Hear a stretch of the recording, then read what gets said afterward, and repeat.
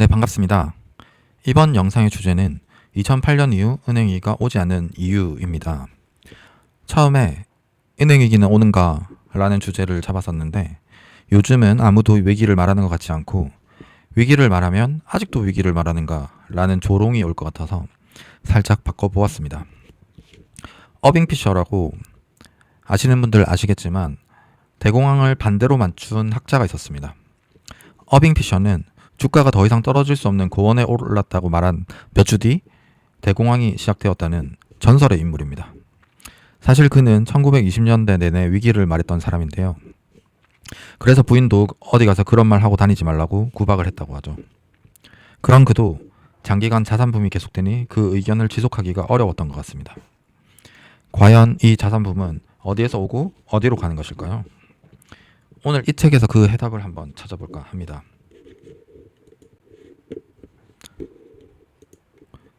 리뷰할 책 소개입니다. 부채로 만든 세상이라는 책인데 유튜브에서 저자 인터뷰를 보고 집어들었다가 다시 놨다가를 몇 번 반복했었는데요. 처음부터 쉽게 읽히는 책은 아니지만 그 어떤 영화보다도 결말이 궁금한 책이었습니다. 그래, 분석 잘하네. 그런데 지금은 은행 위기가 안 오는데? 하는 질문을 품으면서 흥미진진하게 읽었습니다. 이 책에서는 다음의 내용을 살펴보려고 합니다. 첫째로 부동산과 주식이 오른 이유에 대한 설명입니다. 그동안은 제가 부동산과 주식이 오른 이유에 대해 화폐 착각이라는 개념, 곧 그거 다 돈이 많이 풀려서고 연준이 계속해서 저금리와 돈 풀기를 지속해서다 라는 연준의 관점에서 설명을 했었는데요. 이 책에서는 시중은행단에서 신용 창출과 관련해 더욱 구체적인 설명을 합니다. 저는 연준이 저금리를 만들어가고 은행은 따라온다 라고 생각했는데 은행이 이를 저지르면 연준이 뒷수습을 할 수밖에 없는 존재로 서술했다는 점은 흥미로웠습니다. 사실 중앙은행이라는 것이 초창기 은행의 위기를 해결하기 위해 은행들이 지분을 내어 만든 단체니까 저자의 설명에 대해 그럴 수 있겠다라는 생각이 들었습니다. 두 번째로 은행 창출의 원리입니다.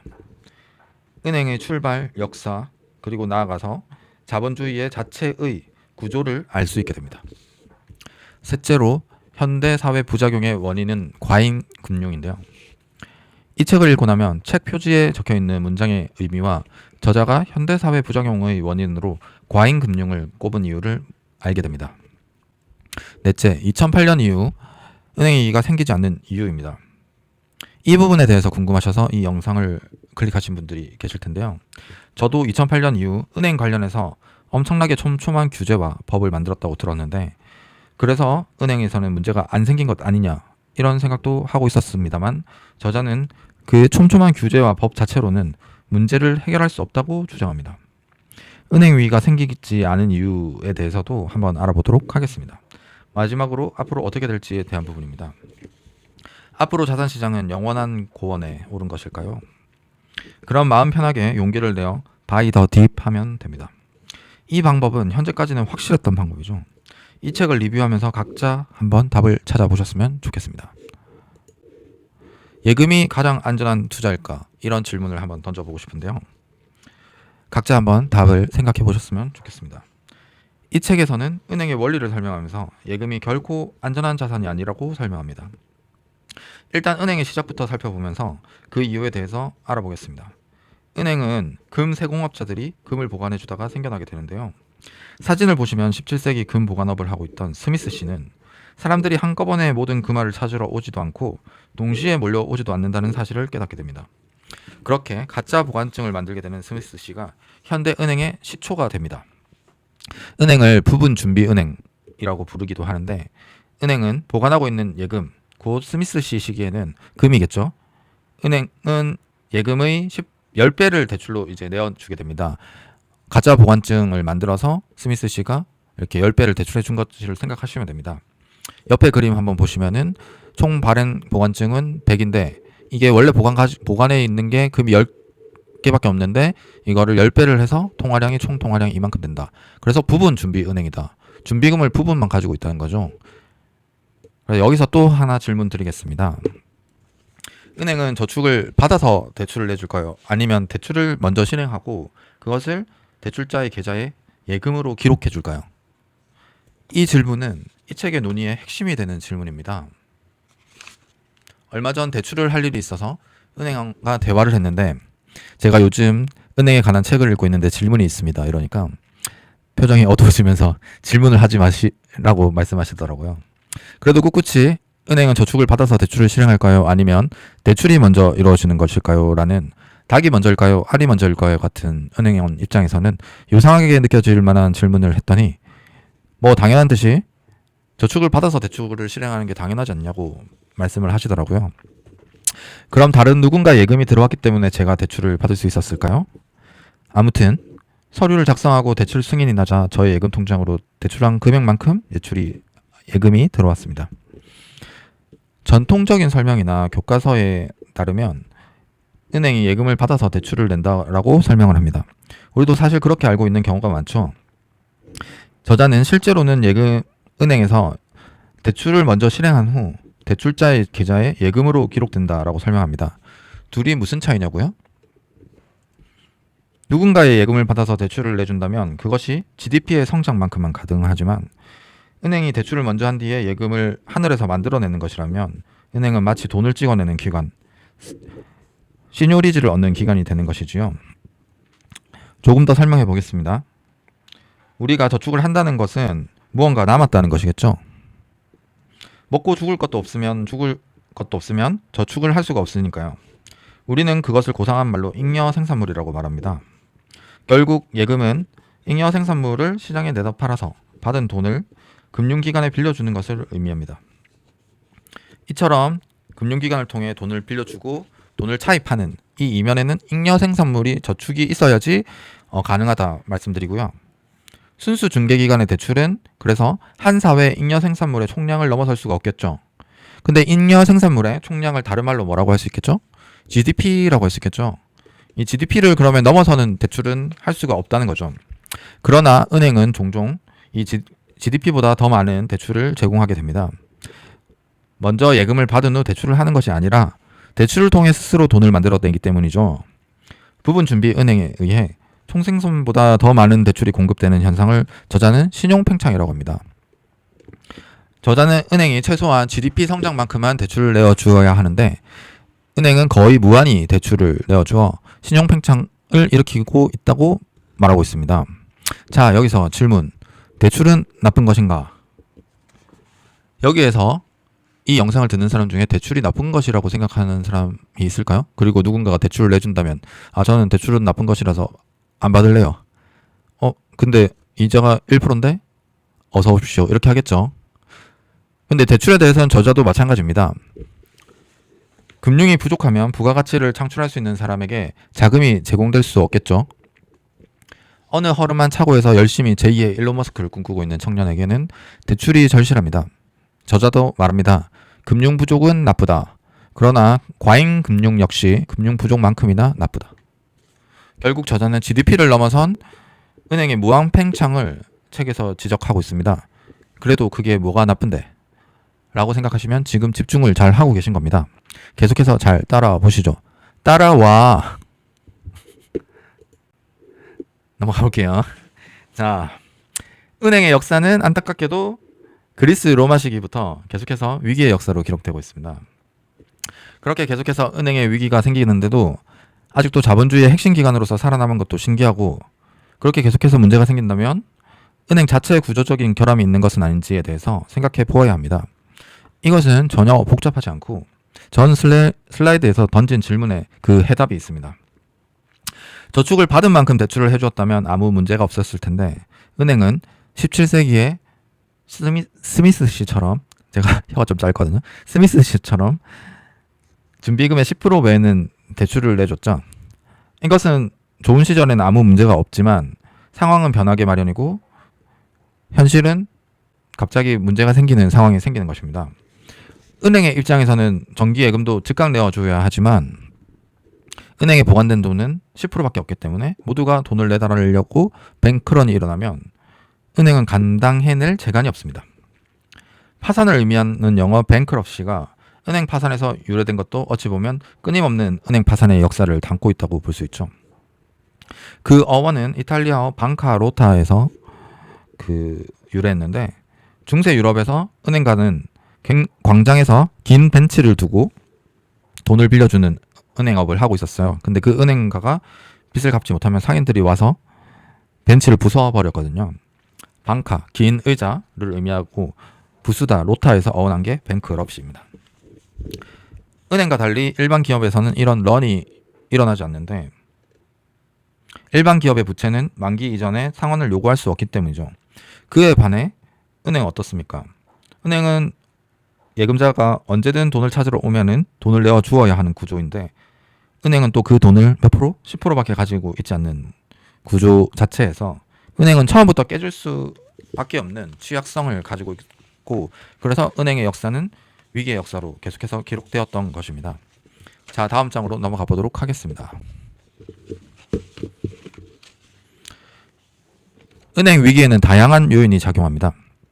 연구에 따르면 은행 위기에 공통적으로 발견되는 특징은 은행 위기가 발발하기 이전 거의 예외 없이 신용 팽창, 곧 큰 폭의 대출 증가가 있었다는 것입니다. 은행 위기의 사례에서 발견되는 또 다른 특징은 신용 팽창의 상당수가 자산시장 버블과 결부되었다는 것입니다. 18세기 초반에 영국의 남해 회사 버블, 여기에 투자했던 사람이 그 뉴턴인데 뉴턴이 그래서 유명한 말을 남기죠. 그 천체 움직임 계산할 수 있지만 인간의 관계는 계산할 수가 없다.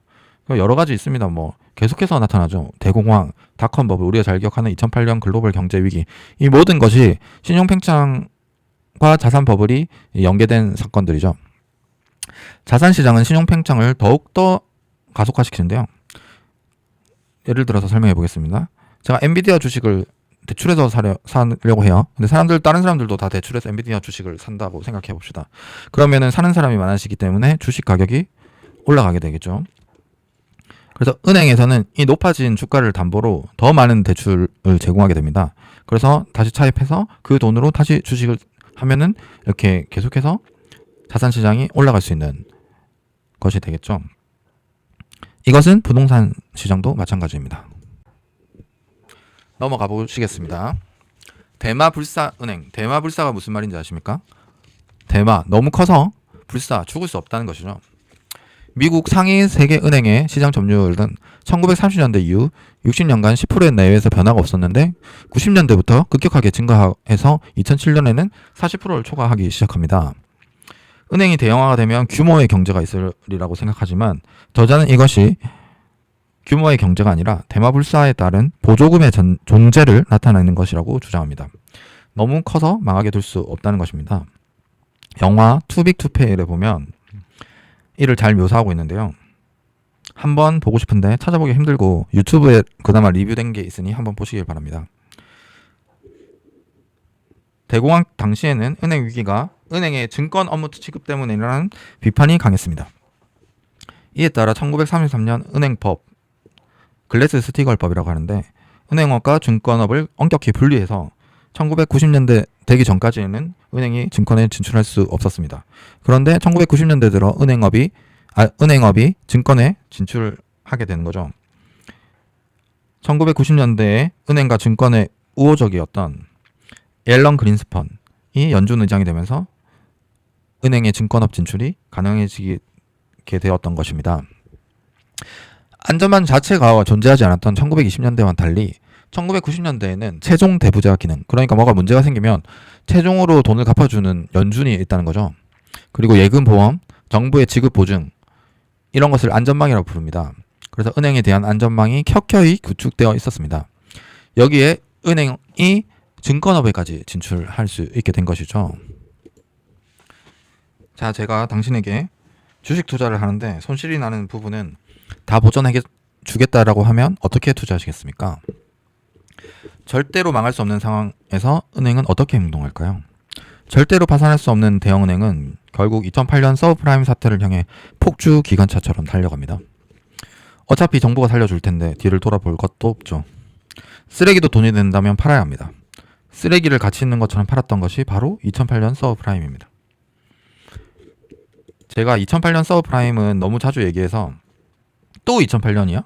라고 생각하시는 분들도 있으시겠지만 저만 많이 얘기하지 현실에서는 아주 오래전에 일어난 옛날 옛적 은비까비 같은 이야기로 기록될 것 같습니다. 기억이나 되는지는 모르겠습니다. 아무튼 오늘도 다시 2008년 서브프라임 사태를 살펴봅시다.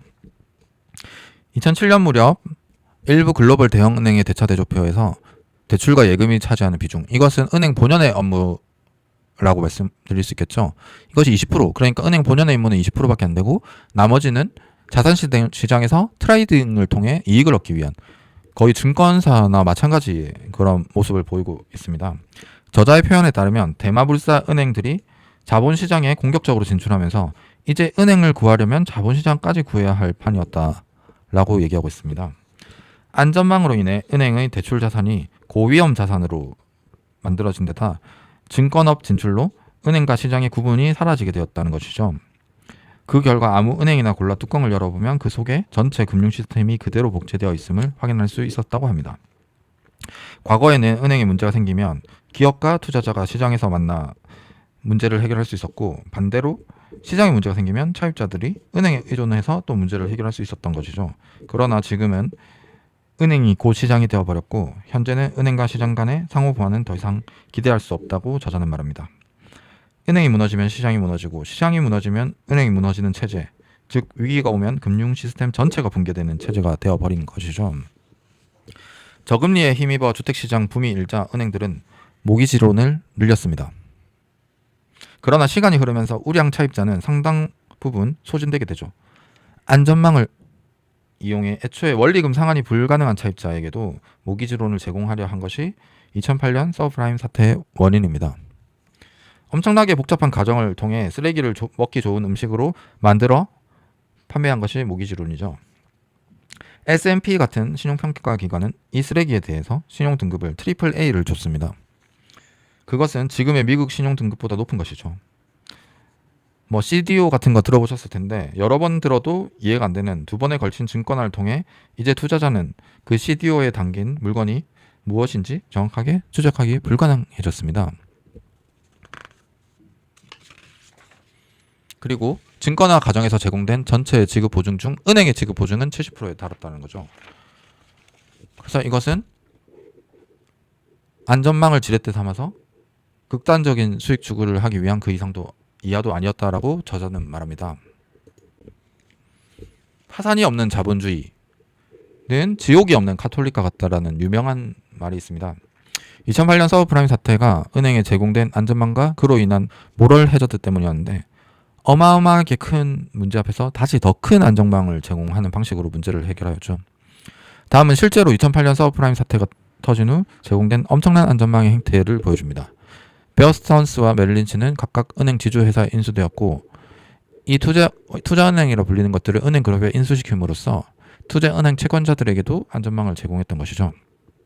골드만삭스와 모건 스탠리는 은행 지주회사로 전환되었는데, 이는 연준의 자금 지원 명분을 만들기 위한 것이고, 심지어 MMF, 우리가 하는 CMA 생각하시면 되는데 여기서도 서브프라임에 노출되어서 런이 발생하게 됩니다.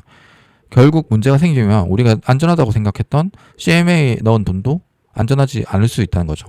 정부는 MMA 투자자에게도 지급 보증을 선언했고, 세계 최대 보험사 AIG도 구제하고 그냥 다 구제해 주는 겁니다. 서브프라임 모기지에 연루된 모든 금융기관을 빠짐없이 구제했다는 것이죠.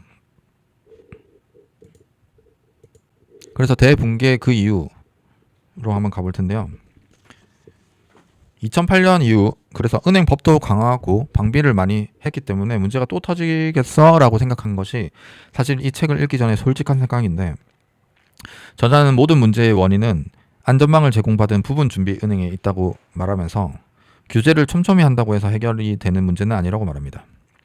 오히려 규제라는 것은 그러니까 규제로 정해놓은 만큼만 지키면 되고 그 외에는 내 마음대로 해도 된다는 모럴 해저드를 가져온다고 말하죠. 결국 위기가 터질 때마다 규제량을 늘려 규제 공백을 해소한들 다가올 세상은 이전의 세상과 다른 세상이며, 따라서 이전에 만들어진 규제가 작동할 리는 만무하죠.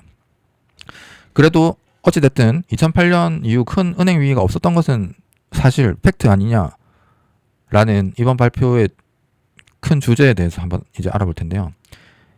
이 답은 실리콘밸리 뱅크 사태 기억나시나요? 이것을 해결하는 방식에서 그 답을 찾아볼 수 있습니다. 23년 얼마 안 됐죠. 3월 10일 금요일 실리콘밸리 뱅크 사태가 나는데요. 이것은 2008년 이후 미국에서 가장 큰 은행 파산이자 미국 역사상 두 번째로 큰 은행 파산이었습니다. 주말임에도 불구하고 엄청나게 신속하게 연준과 재무부는 공동으로 이틀 뒤인 3월 12일 일요일에 이를 발표했죠. 이 내용은 모든 예금 전액을 보장하고 실리콘밸리 뱅크가 소유했던 국채 가격이 폭락하게 되잖아요. 금리를 급격하게 인상하니까 그것을 시가가 아닌 액면가, 그러니까 돈을 보전해줬다는 거죠. 은행 정리 기금을 신설했습니다. 또 다른 은행이 SBB 자산을 인수하게 하고 2008년에 한 번 해봤기 때문에 더욱 신속하고 빠르게 해결할 수 있었습니다. 그리고 하는 방식이 거의 2008년을 해결하는 방식과 유사했죠. 2008년 서브프라임 사태를 해결한 벤 버냉키는 그 공로를 인정받아서 노벨상까지 받았습니다. 이제 문제가 터지면서 어차피 정부가 구제해주기 때문에 문제는 아예 없어진 것일까요?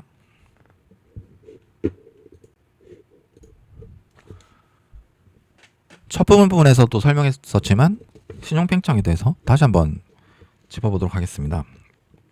우리가 저축을 한다는 것은 무언가 남았다는 것이죠. 먹고 죽을 것도 없으면 저축을 할 수가 없다라고 아까 말씀드렸습니다. 우리는 그것을 고상한 말로 또 뭐라고 한다고 했죠? 잉여 생산물이라고 한다고 했죠.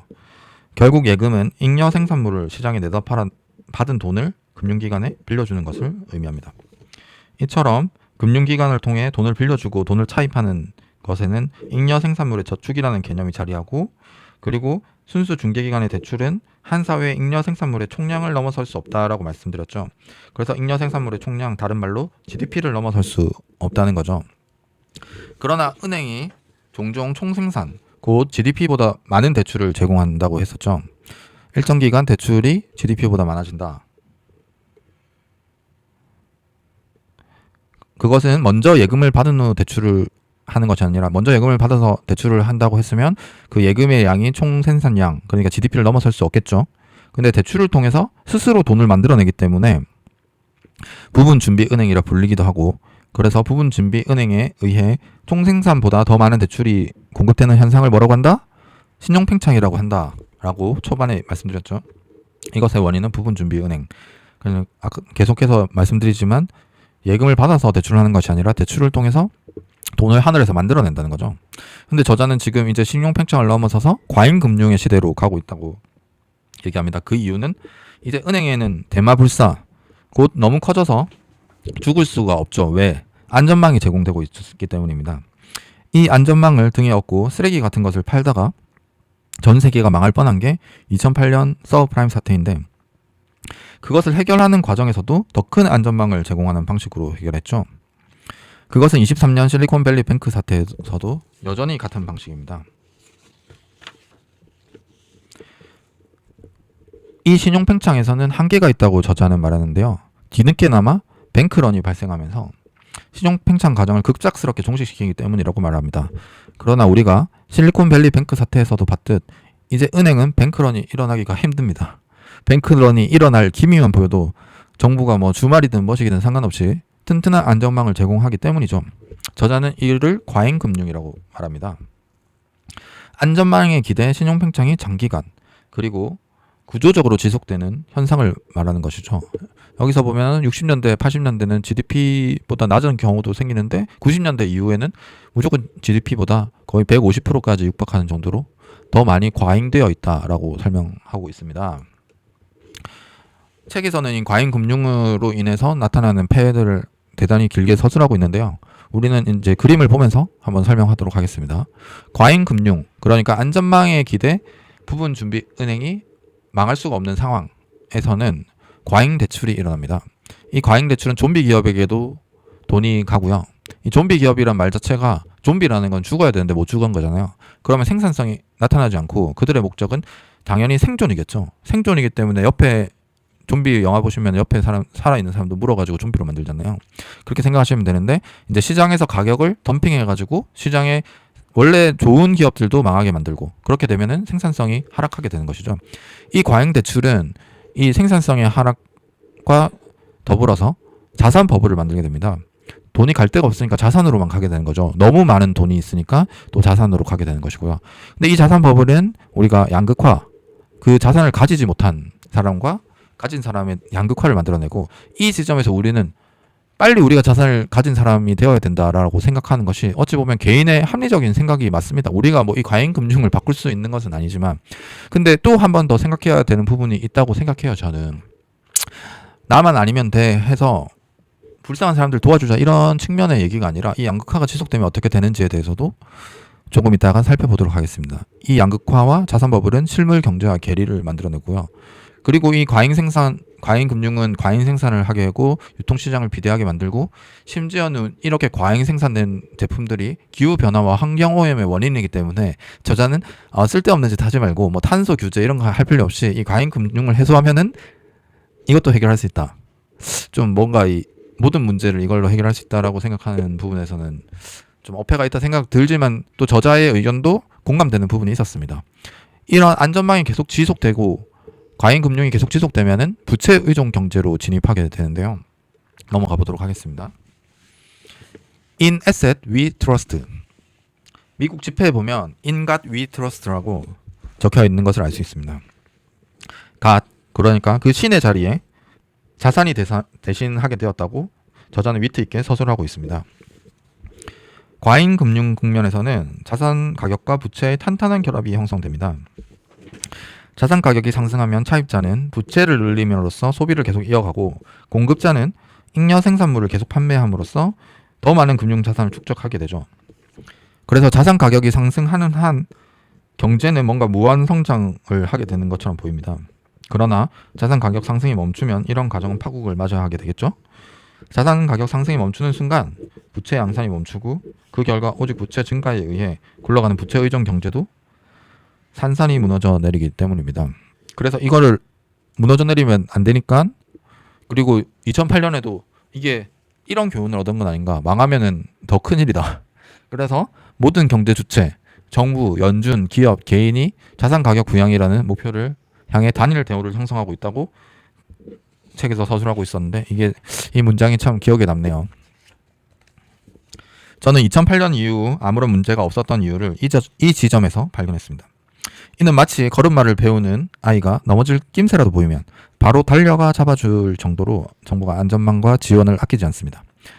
아마도 2008년 사태를 통해서 무너지면 안 된다라고 생각했다라고 말씀드렸죠. 그래서 조금이라도 무너질라 치면 달려가 다 살려주는 것입니다. 우리가 2023년 실리콘밸리 뱅크 사태에서 봤듯이 말이죠. 과연 지금은 아무 문제가 없을까요? 자산시장은 이대로 계속하게 될 것일까요? 라는 의문이 들게 됩니다. 네, 개인적으로 예상하는 시나리오는 세 가지입니다. 첫 번째는 부채 디플레이션입니다.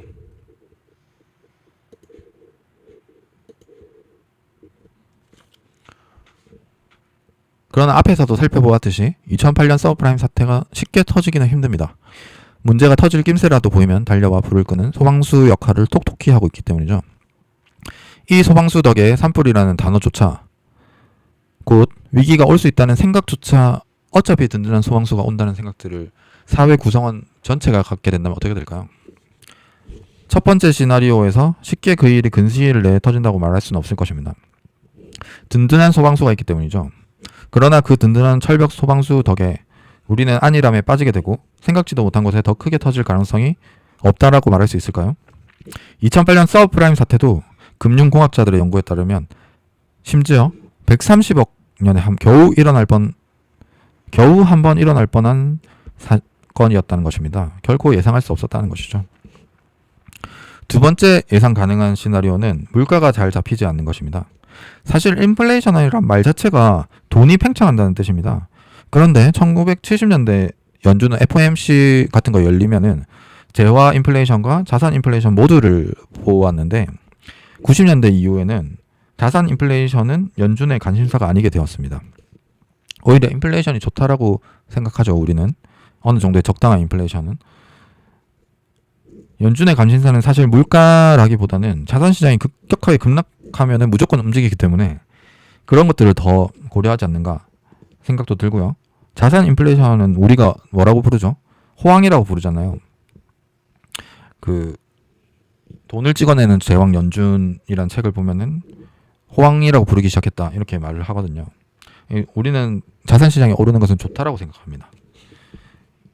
2008년 이후에 돈을 풀어도 물가랑은 상관없다라고 생각하게 되었습니다. 그래서 MMT, 뭐 현대화폐 이론 이런 것도 나오게 되죠. 지금의 미국 대통령도 그렇게 생각하고요. 저 개인적으로는 이 문제에 대해서 좀 깊이 고민해 보았었는데요. 2008년 서브프라임 사태가 너무나도 큰 침체의 골을 만들어내어 버렸기 때문에 아무리 돈을 풀어도 실물로는 잘 가지 않는 것입니다. 그러다 40년 만에 인플레이션이 22년도에 찾아왔죠. 그것이 공급망의 문제도 분명히 있습니다. 공급망의 문제가 해결되었기 때문에 빠르게 인플레이션 수치가 떨어졌지만 어찌 보면 자산 인플레이션, 그러니까 돈이 많이 시중에 돈이 너무 많이 계속해서 풀릴 수가 있다라고 생각하는 것이 아무 상관없다라고 생각하는 것이 현대화폐이론인데, 그것이 어느 정도 시간이 지나면서 실물 인플레이션에도 영향을 주기 시작했다라고 볼 수 있지 않을까요?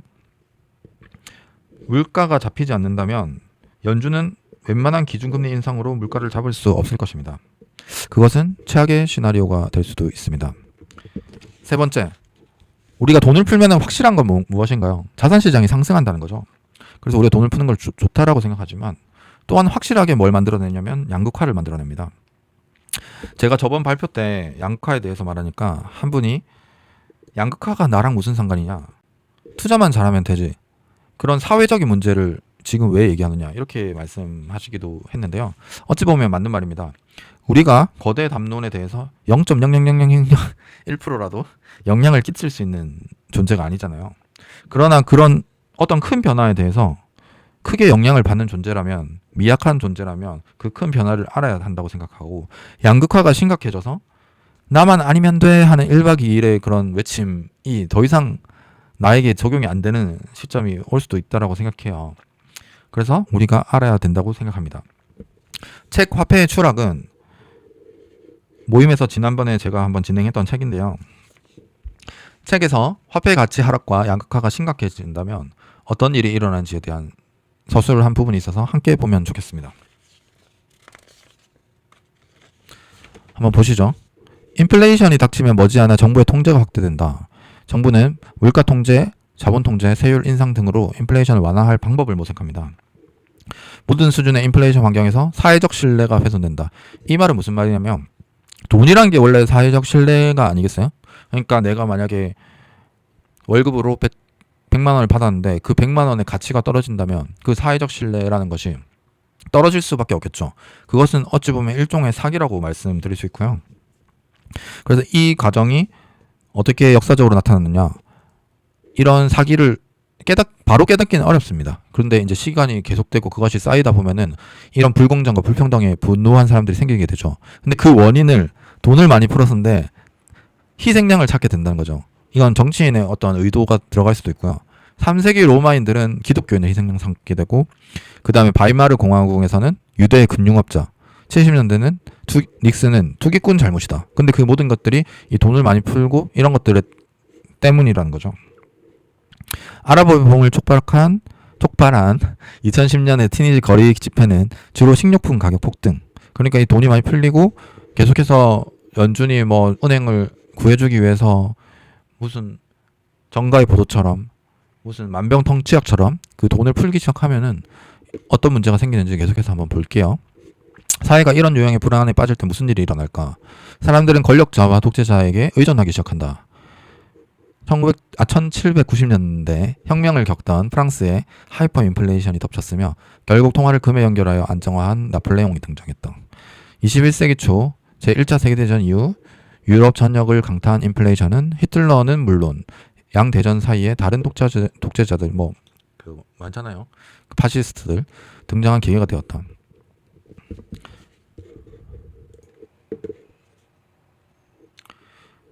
경제적 양극화는 화폐 가치 하락과 양극화가 계속 지속된다면 결국은 정치적으로 자신의 문제를 해결해 줄 구원자를 찾게 됩니다.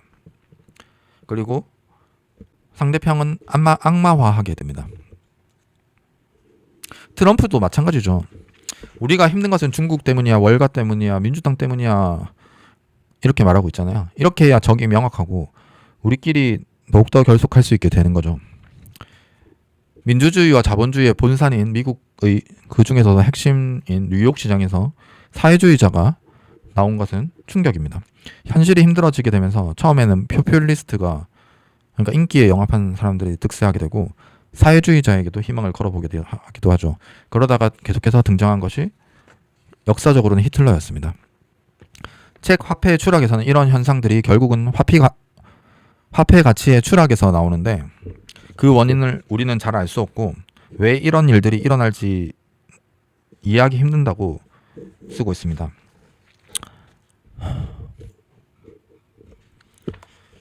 부채로 만든 세상을 쓴 신보성 저자는 은행을 촘촘히 규제하고 안전망을 제공하는 현재까지의 방식으로는 아직 오지 않은 더 큰 문제를 방치하는 것이라고 주장하며 근본부터 바꿔야 한다고 주장합니다. 그러나 그것은 은행과 관련된 엄청나게 많은 이해관계 때문에 힘들 것이라고 저자를 주장하고, 현실적으로는 정치적인 문제가 먼저 터질 것이라고 인터뷰에서 얘기하고 있습니다. 그가 주장하는 것은 결국 보관과 대출이라는 처음부터 말도 안 되는 이 불법 행위를 한 은행 자체를 뜯어고쳐서 은행은 보관업만 하고 신용 중개기관, 대출은 다른 기관에서 해라. 그러니까 곧 100% 준비금을 가진 100% 준비 제도로 돌아가라는 것이죠. 정말 가격하게 들릴 수도 있겠지만 실제로 역사상에서 그것이 구현되었던 적이 있는데요. 이 주장에 대해서 어떻게 생각하시는지 모임을 하니까 사람들이 전혀 받아들이지 못하는 부분이고, 그게 되겠냐 이렇게 말씀하시더라고요. 근데 역사상 그런 시기가 있었으니까 그것을 한번 살펴보도록 하겠습니다. 1930년대 대공황 이후 역시 그 대공황을 겪으니까 대공황의 원인이 은행 때문이었다고 그 사람들은 생각했으니까 한번 겪으니까 사람들이 깨닫게 되는 거죠. 대부분의 국가는 진성어음주의, 그러니까 진짜 실물에 투자할 때만 대출을 해준다는 거죠. 그래서 부동산 대출 당연히 안 되고 주식 대출 안 되겠죠. 왜냐면은 대공황이 그 주식 대출을 해내가지고 레버리지를 엄청나게 써가지고 끝도 없이 올라가다가 갑자기 떨어지게 되는 거였으니까요. 투기적인 부분에 대한 대출을 금지했고 이후 40년 가까이 신용팽창이 자취를 감추었다고 합니다.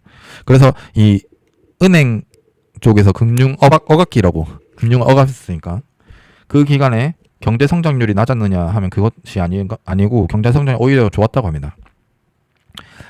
저자의 어찌 보면 가격하게 들리는 주장도 역사의 사례와 선대의 학자들의 어떤 연구들이 계속해서 있었다는 것이죠. 근데 과연 이것이 가능할까? 저조차도 논리적으로 맞는 것 같은데 현실적으로 가능할까 생각은 듭니다.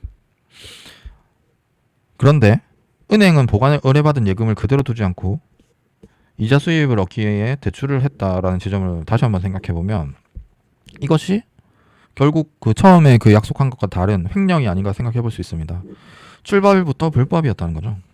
그 불법을 인류는 계속해서 용인했고, 그에 따른 문제가 저자는 신용팽창, 자산버블, 금융위기, 양극화라고 주장하고 있습니다. 이 부분에 대해서도 너무 한 가지로 세상을 모두 설명하려고 하는 것 아니냐 이렇게 받아들이시더라고요. 그런 부분도 없지 않아 있지만은 지금은 그로 인한 문제들이 너무 크기 때문에 그 원인을 정확하게 규명하고 어디서부터 문제가 되는지를 찾아서 책에 보면은 이제 계속해서 그 아이가 떠내려오는데 우리는 그 떠내려오는 아이를 구하는 일을 하기에 바빠가지고 어떤 친구가 멍하니 서서 생각을 하고 있으니까 지금 아이 구하기도 바쁜데 뭐 하고 있느냐 해가지고 그 친구가 그 말을 무시하고 강의 상류로 가보니까 누군가가 아이를 계속 떠내려 보내고 있는 거예요. 그래서 그 떠내려 보내고 있는 사람을 잡는 게 문제가 아닌가라고 책에서 얘기하고 있거든요. 한번 정말 생각해 볼 문제고요. 우리가 이렇게 계속해서 어쩔 수 없다라는 생각으로, 그래 이미 너무 멀리 왔긴 했죠. 정말로 이미 너무 멀리 왔긴 했는데, 그리고 우리가 사실 저조차도, 그리고 이것을 듣는 대부분의 사람들, 근데 물론 그 신보성 저자는 뭔가 좀 상위의 그 사회를 이렇게 움직일 수 있는 사람들에게 좀 그런 것들이 갔으면 좋겠다라는 생각으로 이 책을 썼을 수도 있을 것 같아요. 근데 우리가 이것을 보면서 깨닫는 것은 그 자산시장 올라서 좋은데 불안하다 이런 말씀을 많이 하셨단 말이에요. 저희 모임에서도. 그 불안감의 원인이 무엇이냐, 그리고 이것이 계속하면 좋은데 그것이 계속하지 못한다고 하면은 그것에 대해서 결국은 개인적으로 대비해야 되는 것이 아니냐. 그래서 저는 이 책이 정말 좋은 지점이 그런 부분이라고 생각해요. 우리가 받아들일 수 있는 부분들은. 그러니까 이 구조 개혁이란 이런 것들이 이렇게 개혁한다고 해서 유토피아가 되느냐? 또 그것은 아닐 거라고 생각합니다. 그런데 그렇다고 해서 계속 이 문제가 되는 상황들에 대해서 어쩔 수 없다. 그냥 하던 거니까 계속해라. 바꾸면 얼마나 힘든데. 그리고 또 심지어는 사실 우리의 마음속에는 우리는 투자를 하고 있는 사람이기 때문에 이게 무너지면 내가 투자해는 내 자산이 떨어진다. 이 생각을 먼저 할 수밖에 없을 것 같아요. 근데 이제 뭐 저희가 원한다고 해서 문제가 안 생길 게 안 생기는 게 아니니까. 아무튼 이 부분은 정말 생각해 볼 부분이고, 이게 될까 안 될까는 우리에게는 중요한 건 아니고, 이 사람의 그 시장에 대한 분석들, 그것들이 맞다고 생각하면은 어찌 보면 어떻게 대비할까? 이 상황이 계속되는 거에 대해서도 투자하고, 그 다음에 안 되는 거에 있어서도 대비하고, 이것도 정말 좋은 방법이라고 생각하고, 아무튼 여러 가지로 생각할 수 있는 좋은 부분인 것 같습니다. 그냥 그 대공황이 터진다는 말이 아닙니다. 대공황 때 그런 미쳐 날뛰던 그런 사람들이 어리석게도 계속해서 레버리를 쓰는 것이 당연하다고 생각했을 거 아니에요. 그러니까 그렇게 투자했겠죠. 대공황도 갑자기 나타난 것이니까 어빙피셔도 안타깝게도 대공황이 터지기 직전에 그렇게 전 재산을 몰빵하는 상황이 생기는 거잖아요. 우리가 공부를 하는 이유도 이런 것들을 한번 생각해 보기 위해서 공부를 하는 것인데, 이렇게 공부를 하니까 또 어찌 보면은 너무 학문적으로 하는 거 아니냐 이렇게 생각하시는 분들도 있더라고요. 무엇이 오를지 떨어질지는 알 수가 없고, 또 언제 무슨 일이 일어날지도 알 수가 없다라고 저는 생각하기 때문에 그냥 이런 공부를 하는 것이 저는 재밌기도 하고, 사설이 길어졌습니다만.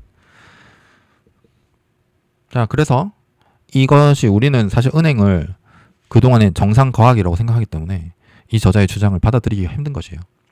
그래서 부분 준비 은행이 정상 거학이었는데 그것이 문제라고 생각하니까 우리가 받아들이기 힘든데, 그것을 100% 준비 제도로 바꾸면은 오히려 문제가 해결되고, 그것에 대해서 거부감을 갖는 우리들은 녹음되고 있나? 네, 녹음 잘 되고 있었고요. 초보 유튜버라서 지금 아까 한 번 또 녹음했는데 다시 하는 거거든요. 너무 힘듭니다. 이번 안 되면 진짜 안 올 거예요. 뭐 애교로 봐주시고 계속 해볼게요.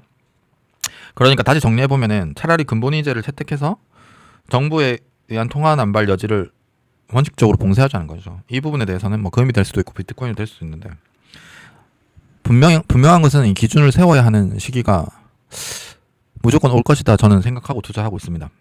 그 기준 중에서 그나마 지금까지 수천 년의 역사 동안 기준으로 삼아왔던 것이 금이기 때문에 제가 뭐 금에 대해서 뭔가 뭐 대단하다 생각한 것이 아니라, 이 달러 그리고 달러 그 체제들이 너무 뭐 안하무인격으로 끝도 없이 팽창하고 있기 때문에 분명히 그거에 대한 반작용으로 오는데, 그 중에서 물론 비트코인이 될 수도 있겠죠. 근데 이제 비트코인은 아까도 설명드렸지만 너무나도 위험 자산의 성격으로 움직임을 보여주고, 뭐가 문제가 생길 것 같다 하면 제일 빨리 떨어지고, 그때마다 금은 또 올라주거든요.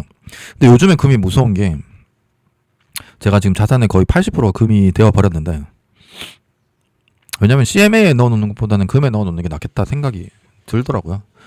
근데 요즘에는 상황이 좋잖아요. 그래서 주식도 올라가는데 금도 올라간다. 금이 올라가는 거에 대해서, 금이 사실 뭐가 있습니까? 금은 잊혀지기에 마련인데 다시 금을 소환해 온다는 것에 대해서 뭔가 한번 생각해 보실 수 있는 부분이 있는 것 같고요.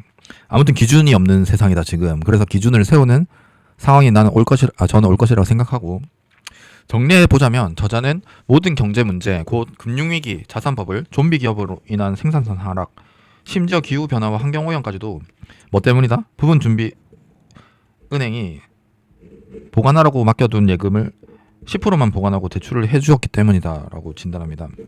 그럼 해결책은 간단하죠. 은행은 보관만 하라는 것이죠. 하지만 그 은행과 관련된 무수히 많은 권력들 때문에 쉽지는 않은 부분일 것 같습니다. 이 책이 귀한 것은 사회 문제의 원인을 명쾌하게 통찰했다는 거죠. 기승전 이거다 부분 준비 은행 때문이야 라고 하나의 관점에서 모든 걸 보려는 부분도 있지만, 그런 부분에 대해서는 좀 아쉽긴 한데, 지금은 너무 간 상황이라는 진단이 더욱더 필요한 것이 아닌가. 지금 너무 한쪽으로 쏠렸는데 그것이 좋다라고 생각하는 것 자체가 잘못이 아닌가 라고 생각도 들고, 솔직한 마음으로 과연 그게 되겠어라는 무력감도 느껴지고 있습니다. 여기까지 제가 그 책의 내용이고요. 다음부터는 이제 저의 생각을 한번 책을 읽고 나서 저의 생각을 한번 담아볼게요. 2008년 서브프라임 사태는 안전망이 제공된 은행이 어디까지 갈 수 있는지에 대해서 보여주었다고 아까 말씀드렸죠. 그러나 우리는 2008년 사태를 통해서 저는 아무것도 배우지 못했다고 생각합니다. 일단 문제가 터졌으니 버냉키는 행동하는 용기로 하늘에서 돈을 뿌려서 해결했습니다. 버냉키의 행동하는 용기의 책에 보면 이제 그 상황에서 행동하는 게 용기 있는 행동이다. 어떻게 할 거냐? 뭐라도 했어야 됐다. 라는 변명같이 들리는데요. 그 은행과 모든 자산 소유자에게 정부가 연준이 자산이 폭락하는 것은 못 참는다. 그래서 더 강력한 안전망이 제공되었죠. 그 안전망이 얼마나 강력하고 신속한가는 실리콘밸리 뱅크 사태를 통해 다시금 확인했습니다. 이 금리의 역습이란 책도 이번 책과 논조를 되게 비슷하게 하는데 저는 에드워드 챈슬러 책이 되게 거의 벽돌책이거든요. 힘들게 읽었지만 제가 하나하나 이렇게 타이핑하면서 요약했기 때문에 지금 이 영상에도 쓸 수 있었고 한번 정말 읽어보시는 것이 좋을 것이다 생각이 들고요. 우리나라에는 이런 사람이 없을까 했는데 이번에 책의 저자가 정말 좋은 책을 내주어서 정말 한번 만나고 싶다 이런 생각까지 차 한잔 하고 싶다. 그럼 그런 영광을 누리고 싶다 이런 생각도 들었습니다. 산불이라는 산불을 다 잡았더니 오히려 책 우발과 패턴도 저희 모임에서 사실 그 아까 전에 그 금리 역습은 진행하면 아무도 안 올 것 같아가지고 안 했고요. 책 우발과 패턴도 제가 진행했는데 정말 저조한 참가를 보였지만 저는 정말 재밌게 읽었습니다. 세상이 복잡계라고 볼 수 있기 때문에 중요한 것은 지금 우리는 사실 단순계적 사고를 많이 하기 때문에 문제의 원인이 무엇인가. 그래서 우리는 항상 트리거를 찾죠. 그리고 우리가 그 트리거가 보이면 우리는 자산시장에서 빠져나올 수 있다라고 생각하죠. 근데 이 책도 한번 추천드리는데요. 이 책에서는 그 트리거가 중요한 것은 아니다라고 얘기하고 있어요. 사실 대공황도 왜 일어났는지에 대해서 우리가 후행적으로 왜 일어났는지에 대해서 얘기를 하지만 사실 아무 이유 없이 일어날 수 있다는 거죠. 그런데 그 일이 일어날 수밖에 없는, 그래서 이 책에서는 모래 사태로 설명하는데요. 이 모래 사태가 한 알의 그 모래알 때문에 모래 사태가 무너질 수 있지만 그 한 알의 모래알이 과연 중요한 것인가에 대해서 얘기하고 있고요. 그래서 중요한 것은 그 무너질랑 말랑하는 모래 사태, 그 상황 자체가 중요하다라는 게 이 책의 그 결론인데요. 이 책 우발과 패턴에는 산불에 관한 흥미로운 예화가 나옵니다. 1980년대 이후 미국 산림청은 산불을 단 한 건도 허용하지 않겠다라는 태도를 취하고, 그래서 자연적인 이유로 일어나는 모든 산불을 필사적으로 잡으려고 노력했어요. 지금의 연준과 정부와 비슷하다고 생각하죠.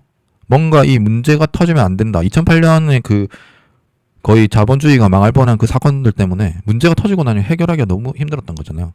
그래서 우리는 문제가 터지면 안 돼. 그래서 실리콘밸리 뱅크 사태 파산을 하면 그 자연적인 파산의 그런 정화 능력이 있을 거 아니에요. 그 파산을 할 수 있기 때문에 우리가 조심하기도 하고, 근데 파산이 없다라고 생각하면, 산불이 없다라고 생각해서 산림청이 모든 산불 필사적으로 잡는 것과 비슷하지 않나. 파산이 없는 자본주의에서 과연 어떻게 될 것인가에 대해서 한번 살펴보면 좋을 것 같고요. 산불에 적극적으로 대처하다 보니 의도치 않은 효과가 생겼다. 숲이 노령화된 것이다. 그래서 죽은 나무, 풀, 장가지가 축적되었고 그 결과 숲은 자연적인 인계 상태에서 번왔다. 그래서 여기서 책에서 중요한 단어 한 가지가 인계 상태인데요.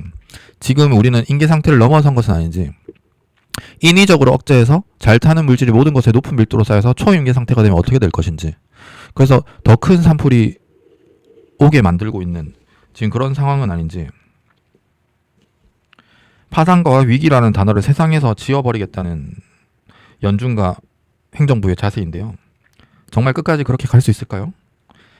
아니면 미국 산림청이 산불을 다 잡자 산불의 정화 기능이 없어져서 초인계 상태가 된 것처럼 파산이 없는 자본주의는 파산과 시장 기능이라는 것을 잃어버리고 상상하지도 못할 큰 산불을 기다리고 있는 것은 아닐까 생각합니다. 한번 생각해 보시죠. 지금 좋은 줄 알았는데 이게 뭐야? 이게 무슨 문제야?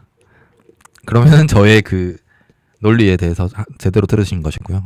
그럼 어쩌란 말인가? 어쩌란 말인가? 투자에 조금이라도 관심이 있는 사람이라면 자산에 투자하는 것은 상식입니다. 조금이라도 빨리 할 수 있는 한 많이 자산을 사야 되죠. 돈이 녹고 있기 때문입니다. 지난 영상에서 그 캉티형 효과로 제가 설명을 드렸었죠. 빨리 자산 시장에 올라타라. 이것이 저희 모임에서 그 왜 그들만 부자가 되는가라는 좋은 책을 다른 분이 진행을 해줬는데요. 그것에서 얻을 수 있는 우리의 그 교훈으로 빨리 자산을 사자. 이렇게 당연히 자산을 사야지. 이렇게 생각하는 것이 조금이라도 투자에 관심 있는 사람들은 당연한 그 교훈인데 오늘의 영상을 통해서도 그 생각이 더욱 굳건해졌는지도 모르겠습니다. 그동안의 은행의 위기가 없었던 것은 정부와 연준이 자산을 지키기 위해서 단일 대우를 형성했기 때문이라는 분석이 이번에는 정말로 주식이 떨어지지 않을 영원한 고원에 오른 것은 아닐까. 그러면 고민할 거 없이 바이 더 딥 하자. 줄먹하자. 줄태 먹자. 이런 말이 유행인데요. 이렇게 생각할 수도 있습니다. 그러나 영준과 정부가 살려주면 살려줄수록 사회 구성원들은 어차피 살려줄 건데 레버리지에 레버리지를 쓰는 게 합리적이라고 생각되지 않을까요? 보럴 해저드의 끝을 달리게 되지는 않을까요? 우리가 인계 상태를 넘어서서 초인계 상태에서 들어와 있는 것은 아닌지, 그래서 우리 앞에 더 큰 산불이 기다리고 있는 것은 아닐지 생각을 해보았으면 좋겠습니다. 그래서 언제 터지는데 언제 어디서 터지는지는 알 수가 없습니다. 아까 제가 설명드렸던 하나의 모래 사태를 무너뜨릴 수 있다는 거죠. 지난 독서 모임 발표에서 디프리에서 현자는 3년 전부터 위험하다 그랬어 라고 웃으면서 말씀해 주셨는데요. 그런데 그 모래 사태가 더욱 가팔라지고 있다라고 생각하는 것은 기분 탓이고 제 눈에만 그렇게 보이는 것일까요? 그렇다고 해서 언제 어디서 어떤 방식으로 터질지 아는 것은 신의 영역입니다. 결국 우리는 살아남기와 수익 사이에서 선택을 해야 합니다. 남들 다 버는데 나만 마이너스 되는 것도 할 짓이 못 되죠. 그럼 어떻게 해야 될까요? 저자의 주장대로 보관만 해야 하는 은행이 횡령과 불법으로 대출을 내주는데 은행이라는 것이 그리스 로마 때부터 있던 것이다 보니 그것이 잘못됐다 생각하는 것이 이상한 사람이다라고 생각할 정도로 그런 지경에 이르러버렸던 것 같습니다.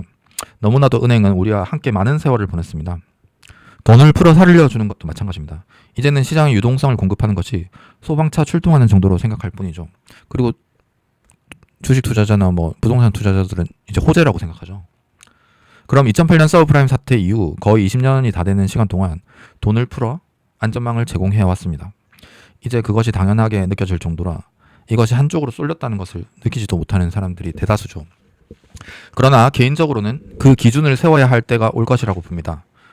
돈을 풀어 파산할 기업을 살려주는 일, 본인의 인기와 재선을 위해 돈을 푸는 일, 이런 모든 일은 사실은 사기에 말도 안 되는 일인 거죠. 왜냐하면 돈이란 게 사회적 신뢰인데 그거를 깨는 일이니까 우리가 아무런 기준도 없이 살았구나를 깨닫는 과정은 매우 혹독할 것이라고 생각합니다. 그때 우리는 무엇을 기준 삼아 새로운 미래를 다시 꿈꿀 수 있을지 생각해 봅시다. 각자 생각하는 바에 투자하면 되죠. 오늘 제 영상이 그날이 왔을 때 올 것이 왔다. 그럴만 했다. 그리고 나는 대비했다가 되었으면 좋겠습니다. 그렇지 않고서는 마른 하늘의 날벼락이지.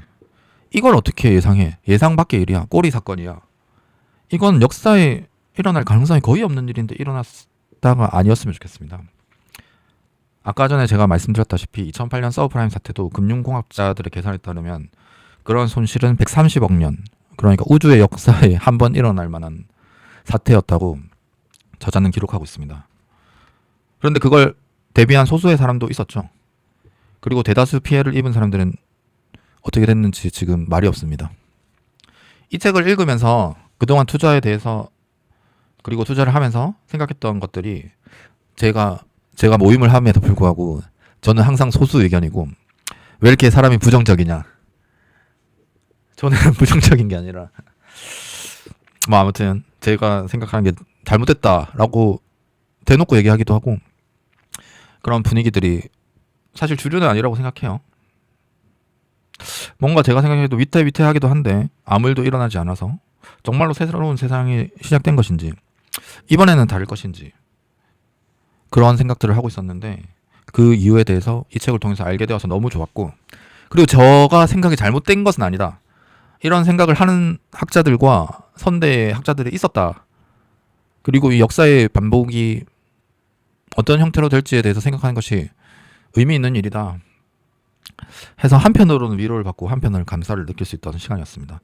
다음에 또 좋은 책으로 만나겠습니다. 그리고 다음 거는 전 스테이블 코인에 대해서 한번 해볼까 생각해요. 스테이블 코인이 나오면 은행에 돈을 맡기지 않아서 은행이 망할 것이다. 그럼 은행이 망하면은 모든 문제 해결되는 거 아니야? 이런 생각이 갑자기 들었고요. 그리고 이 스테이블 코인이 유동성을 폭발시키면은 더 큰 문제가 되는 거잖아요. 그런데 오태민 교수에 따르면은 유동성이 줄어든다 이렇게 말하는데, 그거에 대해서도 한번 공부를 해보려고 해요. 어떤 책을 할지는 모르겠는데. 그래서 이 스테이블 코인이 우리가 정말 새로운 혁신일까? 아니면은 이 결국에는 인간의 이기심을 더욱더 증폭시킬 수 있는, 그래서 문제가 더 커져서 더 큰 산불이 나는 상황이 올 수 있을지, 이 책은 또 언제 찾아볼 수 있을지 모르겠는데 아무튼 다음에 봅시다. 안녕.